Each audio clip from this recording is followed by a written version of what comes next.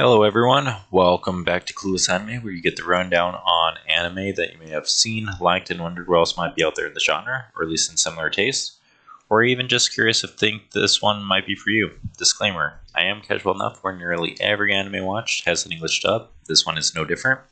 Minimal spoilers just for you casuals. Today we're going back in time, but into the future, with Dr. Stone Season 1.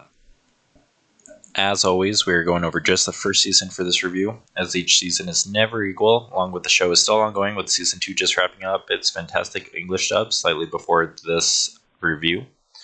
Dr. Stone is a science fiction post-apocalyptic shonen/comedy.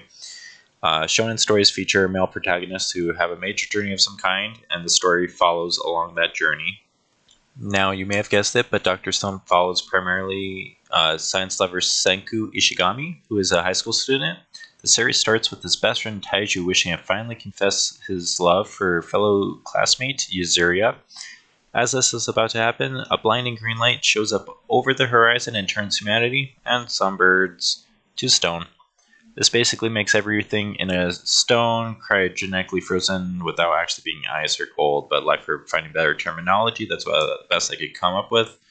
The show calls this petrification. Now, over 3,700 years later, after nature has pretty much taken over the planet and sets up this beautiful Stone Age era world where humanity is basically really hasn't disturbed it, it does turn out, based on what seems like a little bit of luck, the nitric acid found in bat guano, or droppings, happened to fall on Senku and managed to revive him. And in turn, he dragged Taiju into the cave and managed to revive him in return. The show then follows the main goal of Senku wishing to find out what happened, and the ultimate goal of bringing humanity back. It's not super easy in the stone world, so basically he has to start at the step 1, being the Stone Age, dealing with wild lions almost right away, and to try to use this knowledge to advance through the technological ages to achieve the goal of modern civilization. I did rate the first season of Dr. Stone a 9 out of 10. They give you a solid drinking game every time Senku says 10 billion, whether it be 10 billion% or just 10 billion to 1. He loves the number 10 billion. It shows him showing how he used things in nature around him to create things with scientific accuracy. You could Google it, like soap, all the way scaling up to an antibiotic. All with video game achievement-like effects to go along with achievements. The show has clear goals in mind, plenty of comedy along with antagonists and dire situations along the way. You can find Dr. Stone English dub and sub on Funimation, subbed or dubbed with multiple non-English languages on Crunchyroll.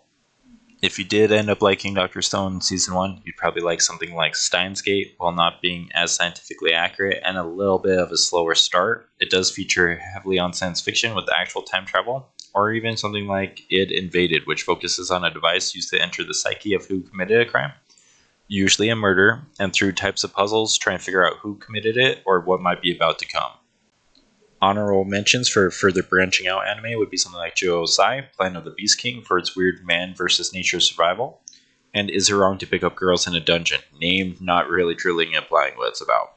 For its survival, many references and actual reimagined depiction of Roman gods and goddesses, which is pretty cool. And that is this breakdown. If you enjoyed this one about your stone and want more, hit the like and subscribe to obviously see those, have them pop up whenever I do release them. I will keep trying to do them as close to weekly as I can. We'll cover more genres down the road, and I'm watching more all the time. Speaking of which, you can follow me at Twitter at clueless_anime to see what I'm starting or finishing. So take it easy.